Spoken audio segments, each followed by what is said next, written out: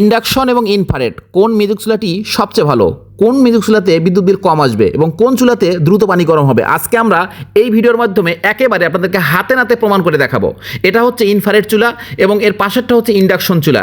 এই ইনফ্রারেড এবং ইন্ডাকশনের মধ্যে পার্থক্য আজকে আমরা প্র্যাকটিক্যালে দেখাবো। এই যে দেখেন, আমার সমপরিমাণে পানি কিন্তু দুইটি পাত্রে নিচ্ছি এবং দুইটি চুলাতে স্টপওয়াচের মাধ্যমে একই সময় স্টার্ট করব এবং দেখব কোনটাতে দ্রুত পানি গরম হচ্ছে এবং কোনটাতে কত এম্পিয়ার নিচ্ছে। আপনারা প্র্যাকটিক্যালে দেখেন। ভিডিওটি অবশ্যই শেয়ার করার অনুরোধ রইল। এই ভিডিওটি দেখে অনেকেই সচেতন হতে পারবে। এই যে দেখেন, আমরা কিন্তু দুটাতে লাইন দিলাম। যারা ইনফ্রারেড চুলা ব্যবহার করেন অর্থাৎ অল পাতিলে, তারা ভাবেন যে আমার চুলাটা কোথায় বেস্ট। ভাই, আপনি যে কোথায় আছেন, আপনি ভিডিওটা দেখেন, বুঝতে পারবেন। আপনি এতদিন, আমি চ্যালেঞ্জ করে বলতে পারি, এতদিন আপনি দ্বিগুণ বিল দিয়ে এসেছেন ভাই। এই যে দেখেন 1600, এটা তো 1600 পাওয়ার দেওয়া আছে। এখানে 5 এম্পিয়ার, ওটাতে আপনার 8 থেকে 10 এম্পিয়ার নিচ্ছে।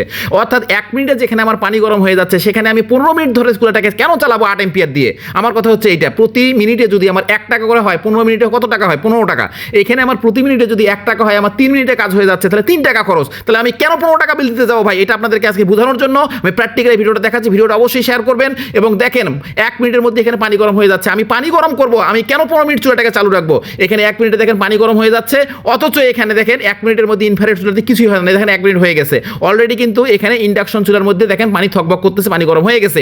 ইনফ্রারেড চুলা যেমন তেমনই আছে। দেখেন, ইন্ডাকশন মিউজিক চুলার তুলনায় ইনফ্রারেড মিউজিক চুলায় দ্বিগুণ বিল আসে। এটা যদি কেউ ভুল প্রমাণ করতে পারে, 50,000 টাকা পুরস্কৃত করা হবে।